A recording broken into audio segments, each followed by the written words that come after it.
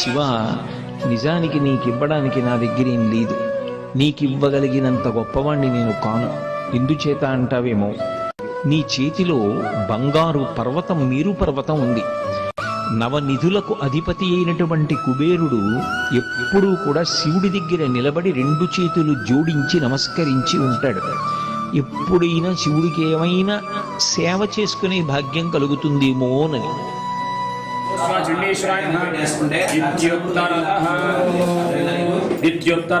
నిర్మాణ్యం విసృజ్య ఆడుతా వద్దామో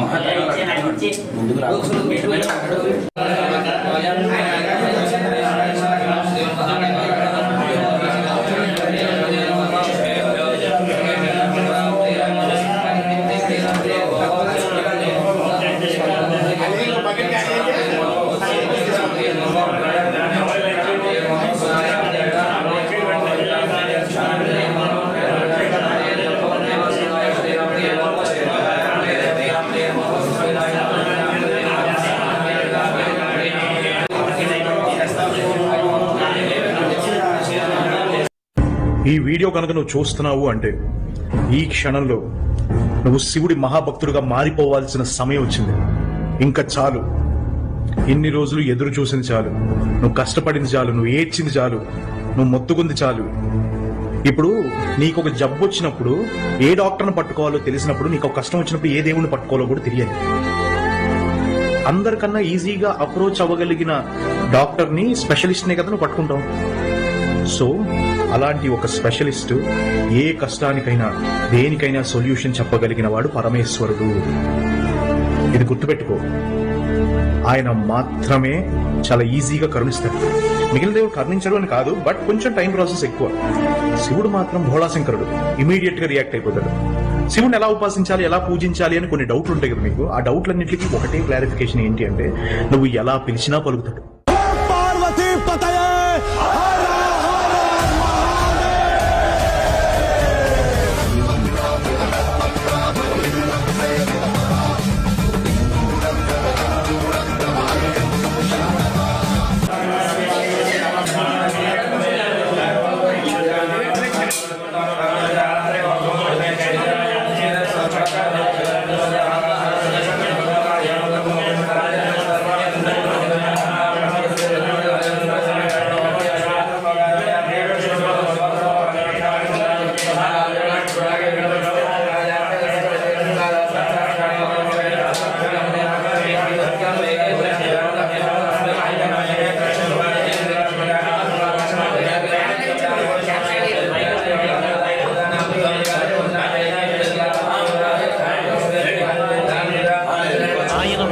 ఆ పరమేశ్వరుడు ఆయన ఒక పెద్ద వెలుగు. ఆయన వెలుగు ముందు సూర్యచంద్రుడు ప్రకాశించాడు. ఎందుకని అంటే ఇక ఆ వెలుగు ముందు ఈ వెలుగులు పనిచెయ్యవు.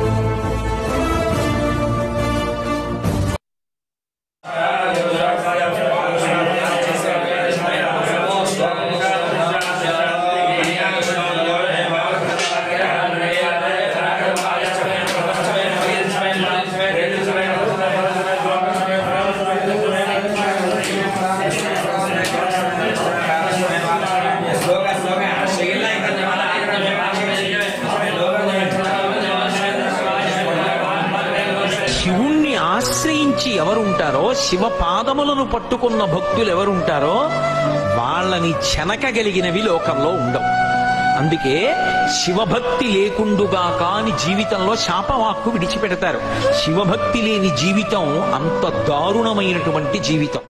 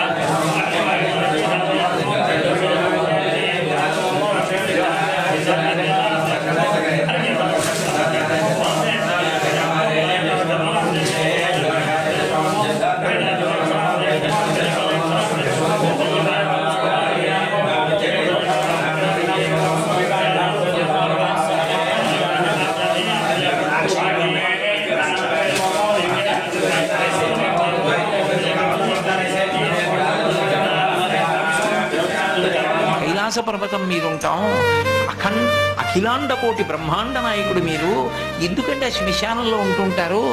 పార్వతి, నేనేం ఉత్తినే చేతకాని వాడనై ఉండలేదు. నా ఒళ్ళనుకుని మురిసిపోయిన వాడు ఆ కట్టెలలో కాలిపోతుంటే జీవుడు పైకి లేచి చీకటి పడుతోందని వచ్చిన వాళ్ళందరూ స్నానం చేసి వెళ్ళిపోతే ఒక్కడే ఉండిపోయానని బెంగ పెట్టుకుని ఏడుస్తుంటే నేనున్నానని ఓదార్చడానికి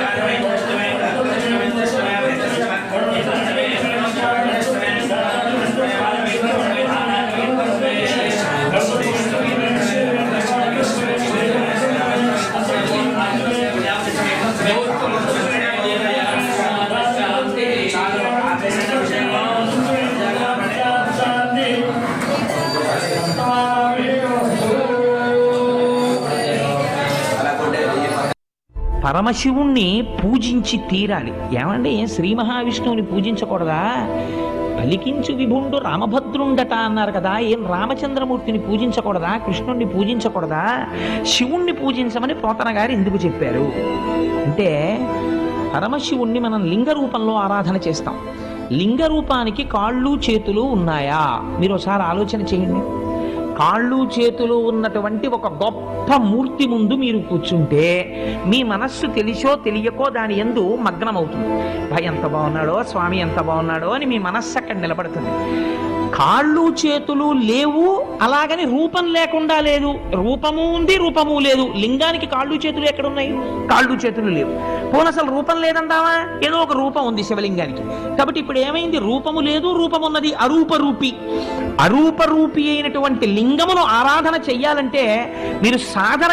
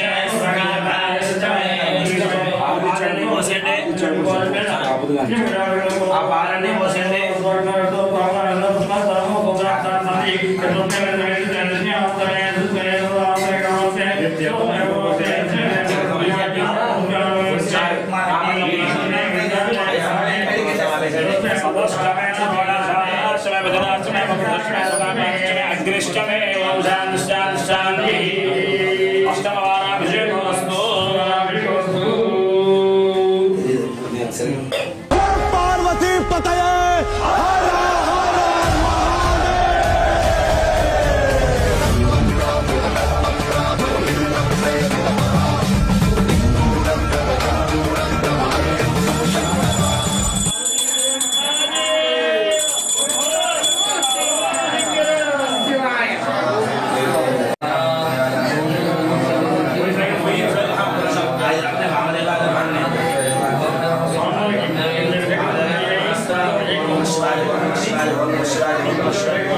చాలు పెట్టేయండి అయిపోయిందిగా శుభం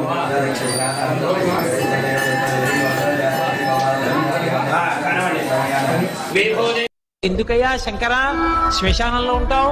బ్రహ్మాండమైనటువంటి కైలాస పర్వతం ఉండగా ఏమి కర్మ, ఎందుకు నీకు ఈ శ్మశాన వాసన? నా అంత నేను కోరి వెళ్ళలేదు. చతుర్ముఖ బ్రహ్మగారు ఒకప్పుడు ప్రార్థన చేశాడు, శంకర రాత్రి అయ్యేటప్పటికి శ్మశానంలో ఉన్న ఉగ్రభూతాలన్నీ వచ్చి ఊళ్ళ మీద పడిపోతున్నాయి, ఇళ్ల మీద. ఊళ్ళల్లో ఉన్న వాళ్ళకి భయం వేస్తోంది.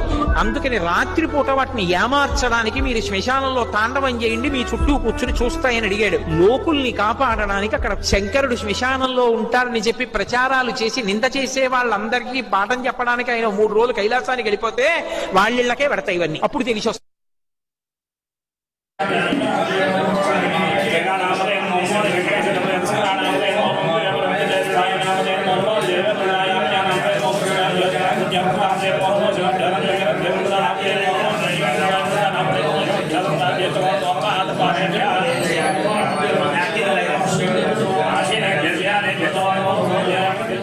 మహాభారతం అనుశాసన పర్వంలో చెప్పాడు, పార్వతి నేనేం ఉత్తినే చేతకాని వాడనై ఉండలేదు.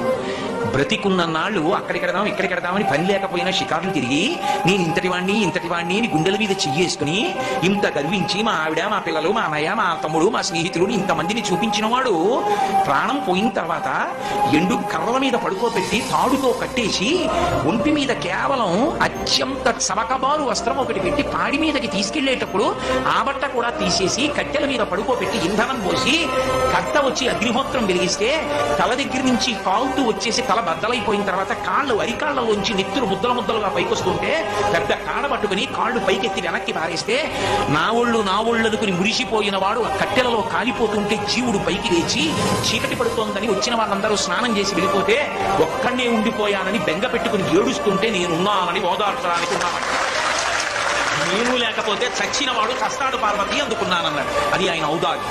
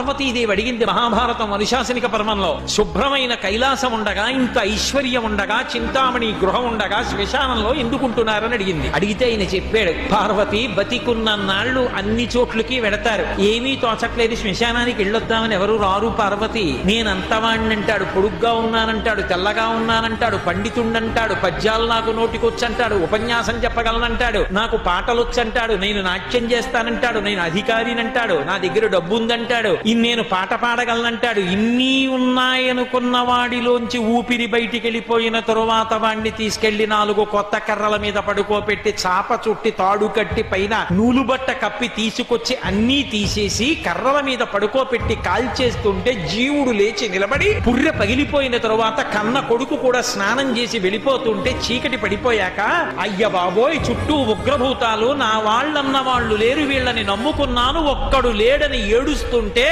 నేనున్నాను రా అని చెప్పడానికి నేను కూడా లేకపోతే చచ్చిన వాడు 1000 మాటలు చచ్చిపోతాడని అక్కడ ఉన్నాను పార్వతి, నా కర్మకాల అక్కడ లేనన్నాడు.